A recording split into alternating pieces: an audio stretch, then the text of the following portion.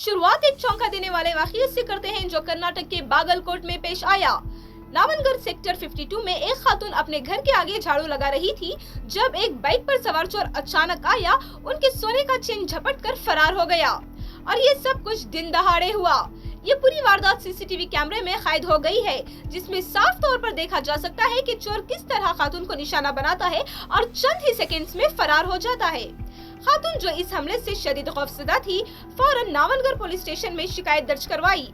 Police ने CCTV footage की जांच की और मुलजिम की तलाश जारी है। ये वाकया एक बार फिर हमें सोचने पर मजबूर कर देता है कि गली मोहल्लों में जुर्म किस कदर बढ़ते जा रहे हैं और रिहायशी इलाकों में पुलिस निगरानी का निजाम मजीद मजबूत करने की जरूरत है। नाजरीन, आप सबसे अपील है कि अपने इलाके में किसी भी मुश्तबा हरकत पर फौरन पुलिस को इत्तला दें। मजीद खबरों के लिए जुड़े रहें डेली सालर उर्दू डिजिटल के साथ।